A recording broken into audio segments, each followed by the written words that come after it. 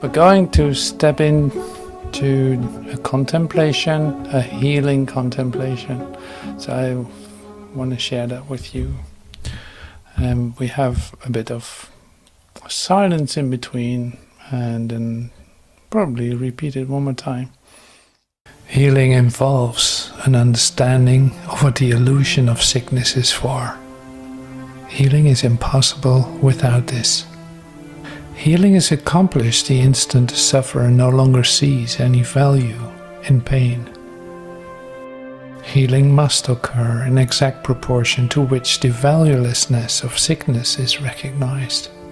Healing is always certain. It is impossible to let illusions be brought to truth and keep the illusions.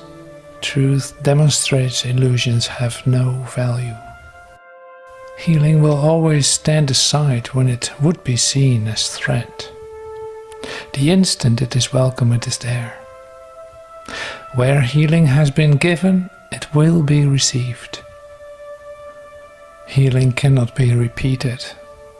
If the patient is healed, what remains to heal him from? The secret of salvation is but this, that you are doing this unto yourself. No matter what the form of the attack, this is still true. No one can suffer loss unless it be his own decision. No one suffers pain except his choice elects this state for him. No one can grieve, nor fear, nor think him sick, unless these are the outcomes that he wants. And no one dies without his own consent. Nothing occurs but represents your wish, and nothing is omitted that you choose.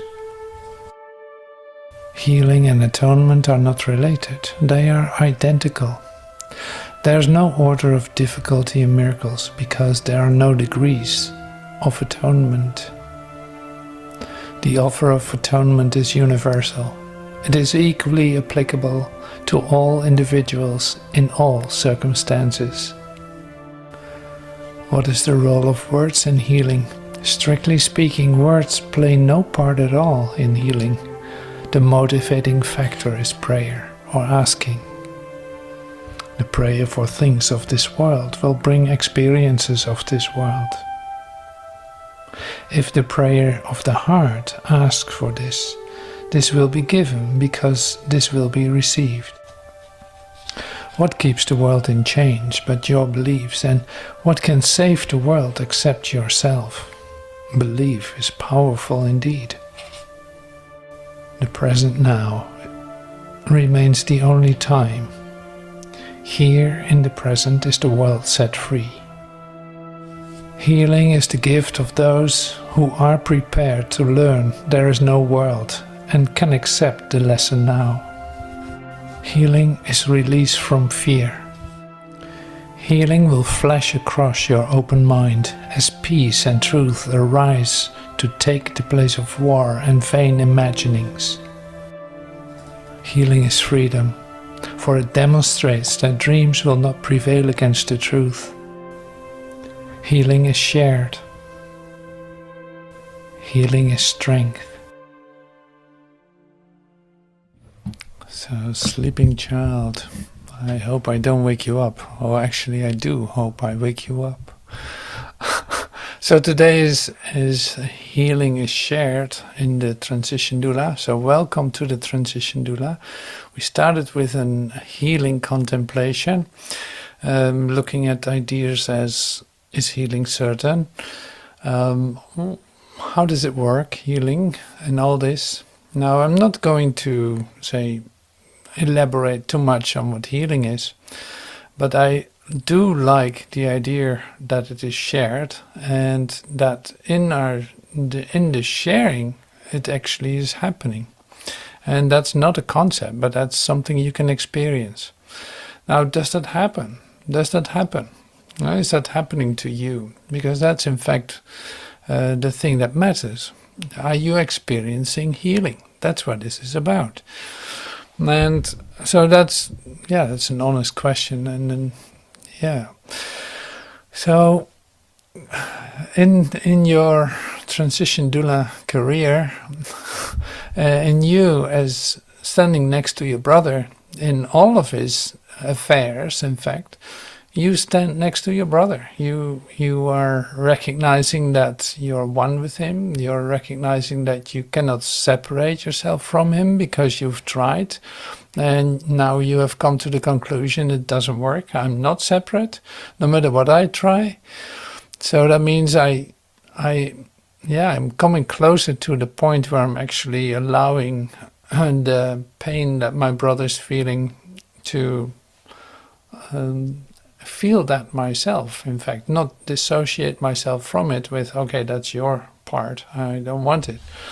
No, you're actually, it's like you recognize that as your own pain. You cannot, of course, feel it in that sense, like not directly as your brother is feeling it, because that's not necessary. But you recognize that that no one is apart from you, that as long as you hold ideas about sickness, you will see sickness. If you hold ideas about pain, you will, say, experience that. It's your idea. And also don't feel like conceptualizing that, but it's more like that recognition needs to be there, and it is there for you. Otherwise, you would really not want to participate in anything like this.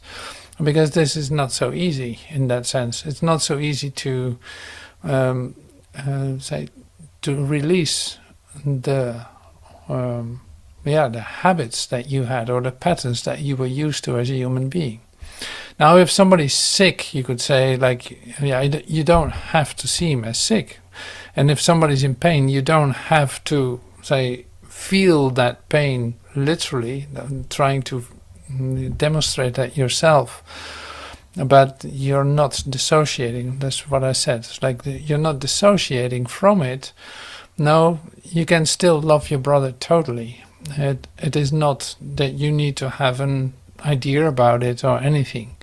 So in this acceptance of however this is looking, like however it seems to be looking, whatever complaints my brother is making, or whatever he's going through, I literally allow that to happen. I don't have to have any ideas about that, but I can be present with it. Now, on a deathbed, if you want, because we're doing the transition doula, on a deathbed or a birth bed, which is very much the same. It's like, especially when you stand next to the mother, you could say, the mother to become, and the baby is going to be born, you could say, and you stand with the mother to be.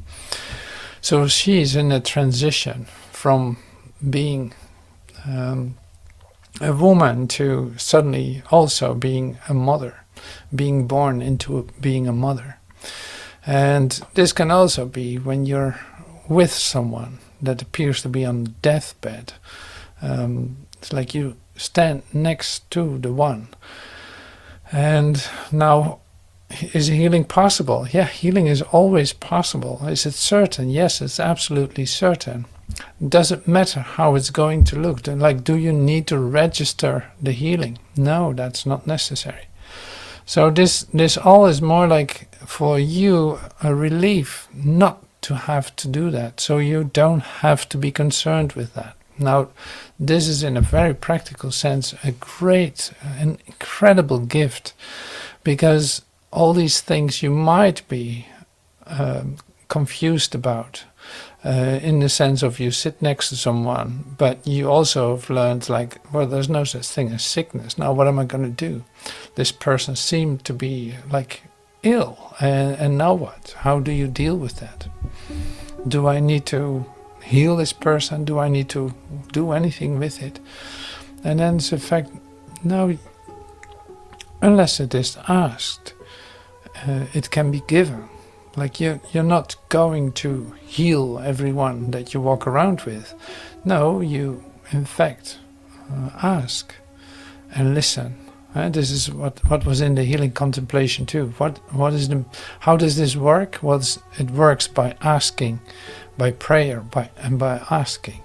The asking is really literally like, do I need to perform a miracle in this setup, in this moment that I find myself? Do I need to perform a miracle? And it's really great if you start doing that, because then you're not the determiner if that has to be happening in that moment. So that's another concern that goes out of the way. No, you don't have to heal everybody. Like the situations that are coming to you are so specific because in fact it's to the benefit of everyone involved, including you.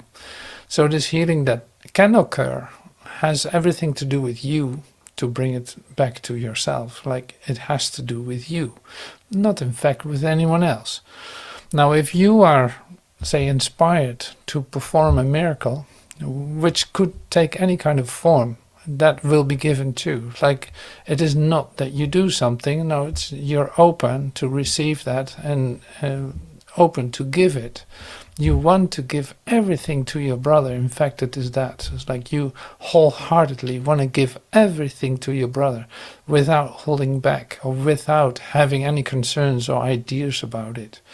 Now, here is the real power of the moment and the real careful dealing with what is going on in the moment. So in other words, your maturity comes to the service when you are patient with it and taking time to whatever needs to occur, let that occur. But the main drive is the shared aspect of it. Like healing is shared, yeah, that will be a love experience for both. Yes, indeed. It is a love experience. It is an experience of connectedness, of feeling so much love for your brother that anything is possible. It's really like this. So that takes away all the pressure that you might feel of performing or doing something or making it work or trying to heal someone or any kind of idea that you could have. No, this is so simple. This is literally waiting for the right moment and feeling that moment, literally coming to your own deep feelings in connection with your brother, in connection to God. So that's where the healing can take place. So yeah, these are essential things. So that's why I'm taking the time to go through this too and actually say, put words to it. So are words important in healing? No, of course not. It's not about words at all. So the fact that I'm instructing you, it seems like I'm instructing you, is really to go through, like, don't forget this, don't forget that, in the sense of it is much simpler than you think. Yes, you are a transition doula. Yes, you are performing miracles. Now, it's not something you have credentials for, or you get your stars on your... So it's like, no, this is just you being you exactly as you are. You don't have to become anyone else. You can be completely yourself. Just be aware that this has to do with opening your heart for your brother. And in this shared moment that you have with your brother, in fact, something takes place that otherwise wouldn't have happened. And that is what a total miracle is. It's like anything is possible in that sense. And it doesn't matter what happens afterwards, how it's going to look. You don't look for an outcome, is what I'm saying. Now here, I'm using this specific subject since there is, in a transition, so much opportunity for healing. Because in fact you feel that there's a change coming up, like an inevitable change. And in fact, you can experience that as the, say, receiver of that. You can experience that as some kind of pressure, of some kind of threat. Something really intense, inevitable is coming at you. And now, how are you going to respond to this? Are you able to stay calm? Do you know ways to stay in your peace? You say what can help and what is absolutely not working in staying in your peace. So that's why I bring this up. Like there's too much going on in a transition. You know this from your own transitions that you had and that you will have.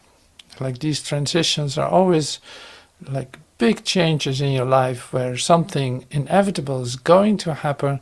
You will move through it, even though you have no idea how. Whether that is so-called losing someone, whether that's a relationship breakup, whether that's, which is in fact also a kind of a death, whether that is experiencing physical discomfort or mental discomfort, or on and on and on. Like we all deal with this, and these are huge changes, inevitable to go through. Now you can conceptualize whatever you want, but you're going to feel something. You're going to feel that something is really like needs to change. You need to allow yourself to go through a process in whatever way is helpful. So it is with your brother. So there's basically no one not being in a transition at this point. Like you all go through it, and you can deny it, you can do all kinds of things with it, but if you use it constructively, being open to receive that healing, you actually come to life all the time. It's like things are starting to opening up. And what does that do when things are opening up? In fact, it affirms the deep love relationship you have with your brother. So this is why I'm saying healing is shared. It's like it always, when healing takes place, it always confirms your love for your brother, or your shared moment together with your brother. Like it will increase the depth of your love for your brother and for God, like your gratitude.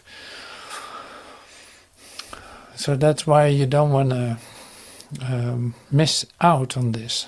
So it's like, yeah, stay right here. Stay awake in the possibilities that are so right here for you. And you can say like, well, yeah, I don't experience healing that much. I'm not sure if that works for me that way. Like, I'm not experiencing that really. And because I hear that too. Like, I hear that too of many who say that. And then it's like, well, if you want this to work, and this in fact starts with you, why not give what you want to receive? Why not give that away first? And now you see how that can come to you, because it is literally the only way that it will come to you is by you giving this away, by you being literally alert and present in this moment, knowing that there's an opportunity to do this. Like if you don't, and it doesn't matter how clumsy you do it, that really is of no interest. And the clumsiness will be just perfect. Like it will be just right in that specific situation. It will be the best thing. So there's no level of entry. It's like, it's not that you need to know a lot, or that you have to call yourself a healer, or that you need to be a transition doula, or who knows what you think about this. Like all of that does not matter at all. Has nothing to do with it. No, it's just only you recognizing that there's a possibility for the occurrence and offering that to your brother, because they will come to you. You will see them, and you will find them, and finding them in the sense of you don't have to look for it, but you stay alert and you can offer it. Sometimes you offer someone, let me know if I can help you in any kind of way, or just know that I'm here. You can always call me.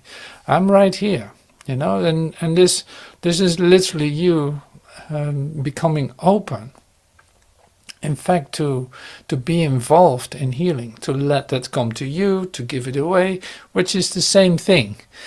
So if it healing doesn't work that well for you, then you can say like, in fact, what you do is not allowing that healing, because you're concerned with yourself, and that's the part that literally stops you from receiving it. So you will have to give it away, and in any kind of way, it doesn't matter really, but asking for it. And asking like, what am I supposed to do? How is this supposed to look? Show me, guide me through this. I don't know how to do this. And suddenly there is an idea. Suddenly you have an experience together in which you experience something else. Like that is really the practice. You will not receive this by waiting for it. It's basically the simplest way to say it. It will not come to you if you don't give this away. So this is an essential part. Okay, so there's something else I want to share with you, which is an interesting lesson. When I'm healed, I'm not healed alone. This is also coming from A Course in Miracles, and it's not that I'm, say, giving like a Course in Miracles lesson explanation or any kind. It is more like, no, these are central ideas in healing, and they are formulated by the one you should ask for guidance, like whether you use Jesus from the New Testament or Jesus in the Course in Miracles, or who knows where you hear Jesus speak to you. It is great to make use, you could say, of one who went completely through the whole experience, from A to Z and back, you could say, completely. And that's why it's very helpful to use this. And New Testament you can use too, but the healing instructions are hidden in a certain sense. You have to read them really well. And of course, let it come to you. That's perfectly all right too, of course. So I'm not determining that you should use A Course in Miracles. I'm using A Course in Miracles because I, say, grew up with it spiritually, and it is useful because of its clarity and clear instruction. See, anything referring to your love for your brother, recognizing that you have a shared source, any teaching or any experience that will lead you to that is welcome, because that's the basis of healing. That literally is my experience, and yours too. It is inevitable. I'm not healed alone. Today's idea remains the central thought on which salvation rests. For healing is the opposite of all the world's ideas, which dwell on sickness and on separate states. Sickness is a retreat from others and a shutting off of joining. It becomes a door that closes on a separate self and keeps it isolated and alone. Sickness is isolation, for it seems to keep oneself apart from all the rest, to suffer what the other do not feel. It gives the body final power to make separation real and keep the mind in solitary prison, split apart and held in pieces by a solid wall of sickened flesh, which it cannot surmount. The world obeys the laws that sickness serves, but healing operates apart from them. It is impossible that anyone be healed alone. In sickness must he be apart and separate, but healing is his own decision to be one again, and to accept his self with all its parts intact and unassailed. In sickness does his self appear to be dismembered and without the unity which gives it life. But healing is accomplished as he sees the body has no power to attack the universal oneness of God's Son. Sickness would prove that lies must be the truth, but healing demonstrates that truth is true. The separation sickness would impose has never really happened. To be healed is merely to accept what always was the simple truth, and always will remain exactly as it has forever been. Yet eyes accustomed to illusions must be shown that what they look upon is false. So healing, never needed by the truth, must demonstrate that sickness is not real. Healing must thus be called a counter dream, which cancels out the dream of sickness in the name of truth, but not in truth itself. Just as forgiveness overlooks all sins that never were accomplished, healing but removes illusions that have not occurred. Just as the real world will arise to take the place of what has never been at all, healing offers restitution for imagined states and false ideas, which dreams embroider into pictures of the truth. Yet think not healing is unworthy of your function here, for Antichrist becomes more powerful than Christ to those who believe, who dream the world is real. The body seems to be more solid and more stable than the mind, and love becomes a dream, while fear remains the one reality which can be seen and justified and fully understood.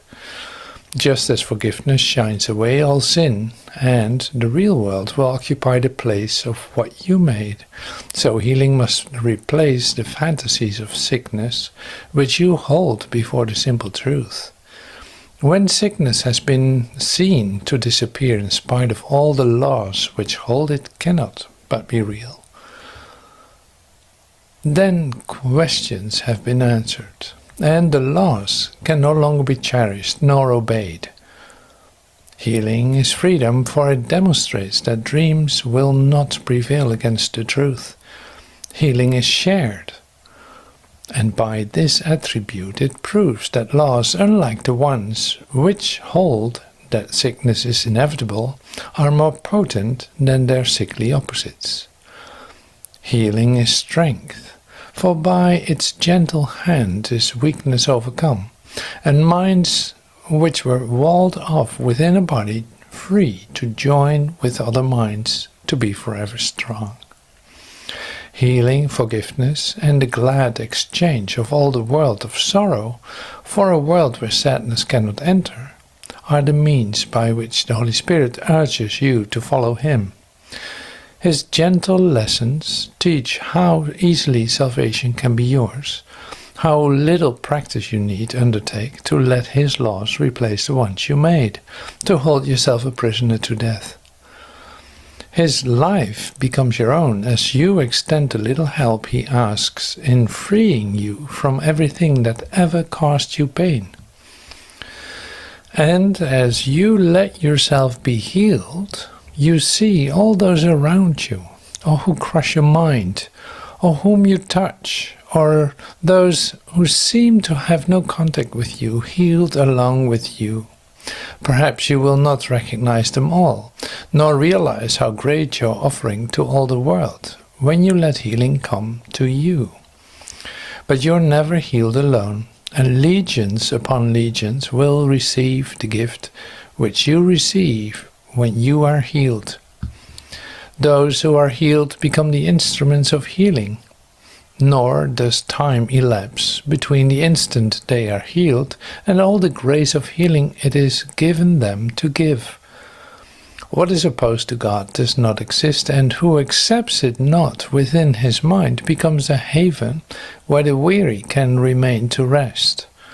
For here is truth bestowed, and here are all illusions brought to truth. Would you not offer shelter to God's will? You but invite yourself to be at home, and can this invitation be refused? Ask the inevitable to occur, and you will never fail. The other choice is but to ask what you cannot be to be, and this cannot succeed.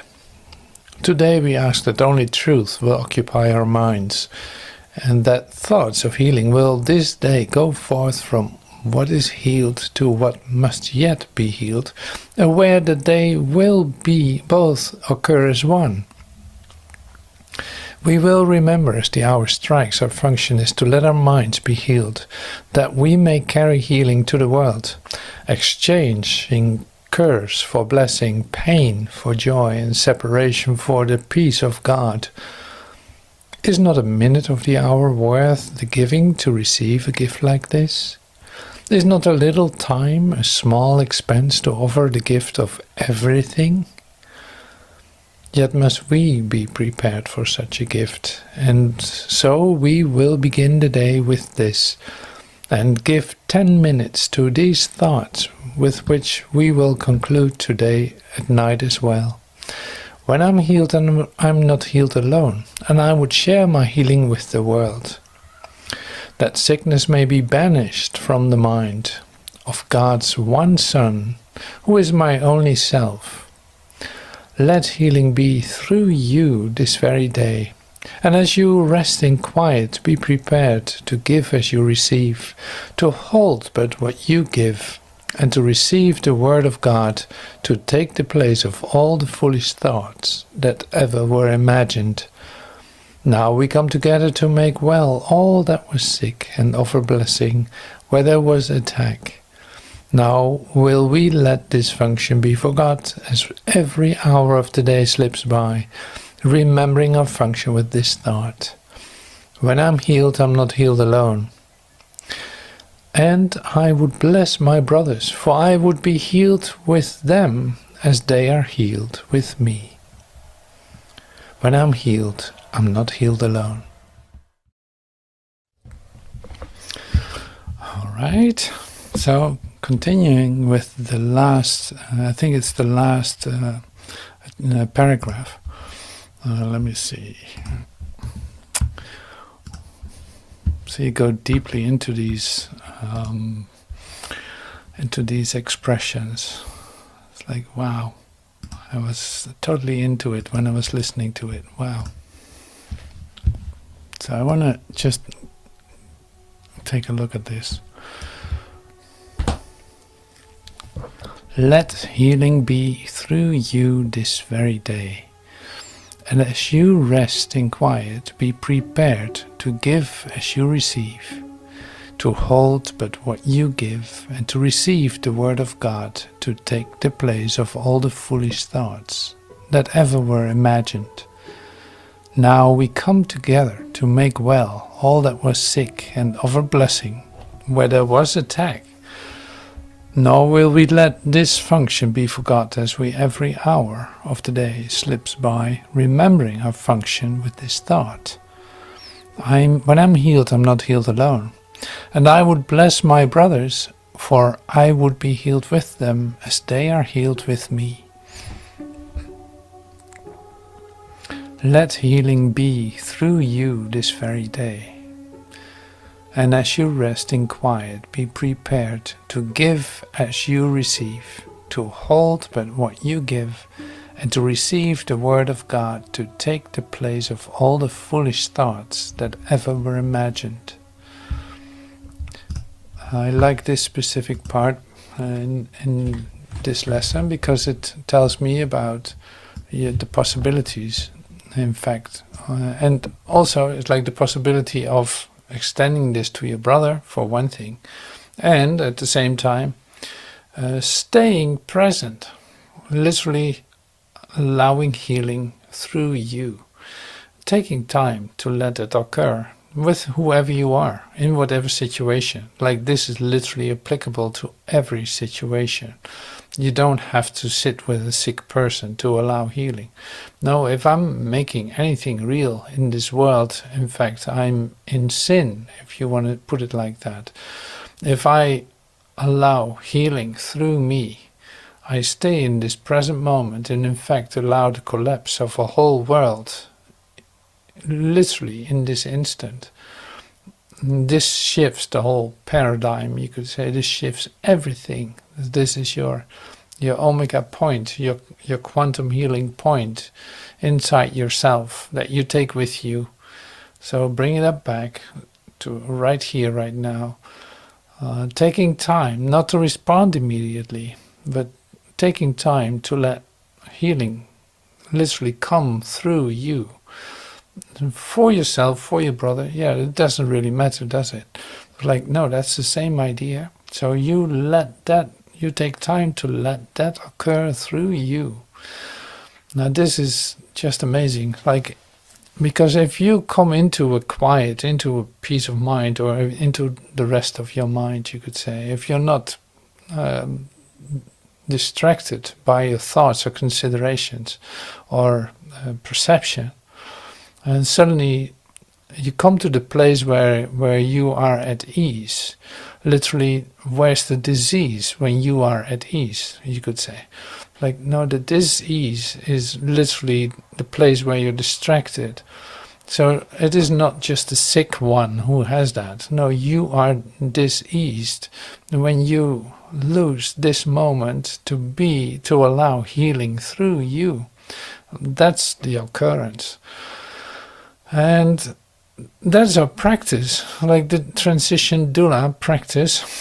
If you want the miracle healer's handbook, the miracle healer is the one who allows this moment to be whole and not diseased. So everything fits into that. It's not it's not limited. It doesn't need to be filtered. It doesn't need to be dissected. It doesn't need to be compared. It doesn't need to be analyzed. No, the direction is you allowing that, keeping everything open to allow a wholeness to be yours and shared, because wholeness can only be whole when it's shared. Otherwise you make an exception. Now this, of course, is still expressing it in concepts, but the whole idea to stay in your quiet, that's why we practice too, to become still, and to be in meditation or whatever, like whatever you do for that. You might take a walk for it, or you might just listen to music for it, for temporary sinking into your quiet. Now, see, this is very practical altogether. Like, you have no idea how practical it is until you start to come into this practice. See, it saves you all the trouble of thinking that you need to do something with it, with a certain situation. It saves you the trouble of evaluating yourself if you're doing it right. So all this is taken care of. That is not of your concern at all. No, you allow this to be whole in the sense of by not touching it, by not defining it, by not not having any ideas about it, in fact, but being open to see wholeness in all of that. Yeah. So that's a deep experience, in other words. That's not just a concept, it's not just an idea. But now I'm letting everything be whole. Like, no. When you allow that to occur, you can feel it. It is completely directly related to your experience of yourself, a deep peace. Now, in the expressions that we listen to, you could see expression. I use this book, like the Miracle Healer's Handbook. I'm preparing one now for the 2025 edition. You could say freshening all these booklets up because they're so useful. And in the healing expressions that I used, I literally was going through this book and reading expressions of healing. That was all that I was doing. So in further diving into it, this booklet becomes very helpful. So it's part of your transition doula training to dive into this, certainly, and it's very useful. So there are miracle principles in the beginning. There are some lessons, some teacher manual from A Course in Miracles, from Jesus Christ of Nazareth, I'd rather say. And he's expressing that very specifically, so that you get a feel for the simplicity of it. There's books and books and books about the simplicity of it. In the end, you come to the experience of the simplicity of this. How great is that? Like, it's a pathless path, and here we are. It's like, yeah, you do all kinds of things for it to come to the simplicity of it, to just allow it to be whole. In fact, there's nothing you need to do for that. And in that sense, it's still work for us to do it, to come to that place where you don't have to do anything.